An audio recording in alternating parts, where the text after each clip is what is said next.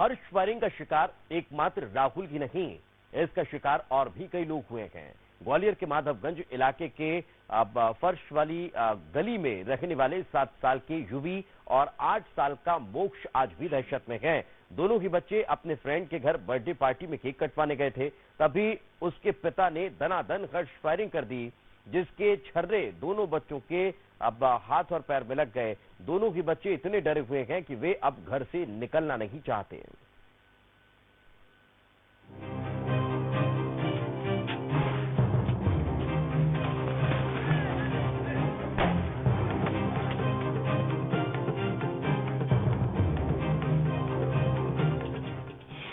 हर्ष firing पर कैसे लगेगी लगाम? मानने को तैयार नहीं बंदूकबाज, बंदूक की नोक पर कानून से खिलवाड़। हर्ष फायरिंग करने वाले अक्सर नशे में होते हैं।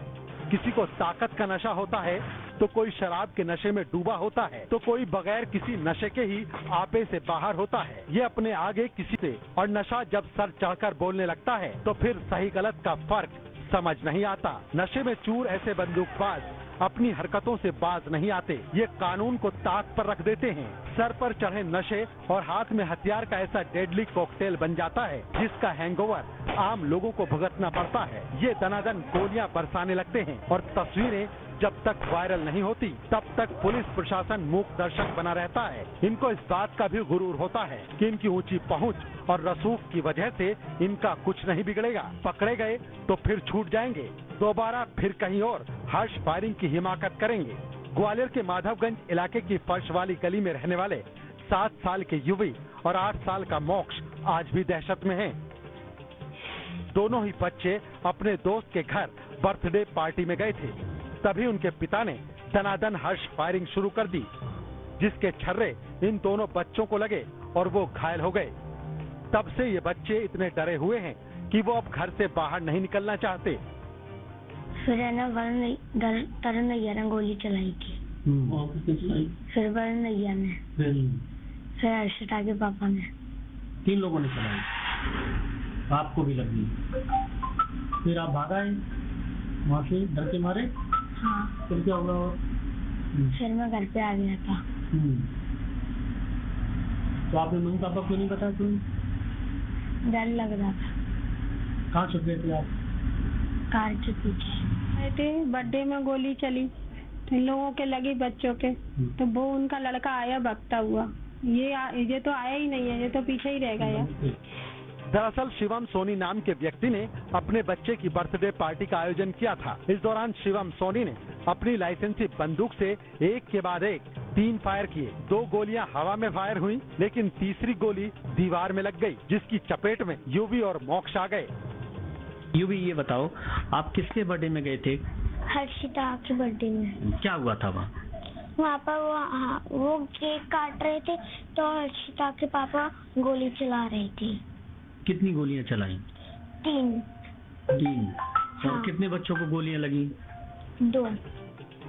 घटना के दिन मोक्ष घायल होने के बाद इतना डर गया था कि वो घर आने की जगह बाहर एक कार के नीचे छिप गया। उसे डर था कि कहीं माँ पिटाई न कर दे। हर्ष फायरिंग की घटना के बारे में जब मोक्ष के माता पिता को पता चला तो वो उसे चारों तरफ ढूंढने लगे। बहुत देर तलाशने के बाद आखिर में मोक्ष उन्हें बाहर खड़ी एक कार के नीचे डरा सहमा मिला।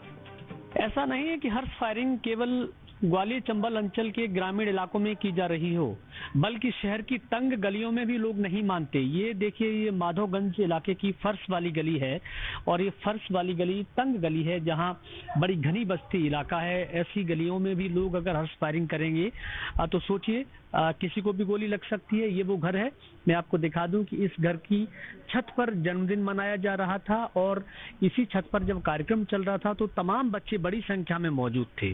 गैर जिम्मेदार ऐसे माता पिता के बारे में आप क्या कहेंगे, जिन्हें बिल्कुल भी ना तो कानून का भय है और ना ही किसी बच्चे की जान की परवाह। यहाँ पर आप देखिए, ये यूवी का घर है, छोटा सा परिवार है और हर्ष फायरिंग में वो बच्चा गनीमत रही कि बाल बाल बच गया।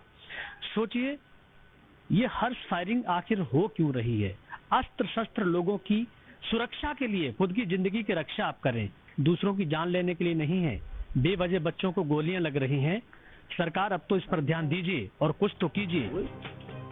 सवाल यहाँ ये भी उठता है कि जश्न मनाने का ये आखिर कौन सा तरीका है जिसमें जश्न में शामिल लोगों की ही जान पर बनाए। बर्थडे पार्टी में आए मासूमों के हिस्से बंदूक के छर्रे आएंगे, ये किसी ने सपने में भी नहीं सोचा होगा। शुक्र है मासूमों की जान बच गई, लेकिन हर किसी की किस्मत इतनी मेहरबान नहीं होती। पुलिस ने कार्रवाई करते हुए आरोपियों को जेल भेज दिया है। ग्वालियर से विनोद शर्मा के साथ टीम न्यूज स्टेट।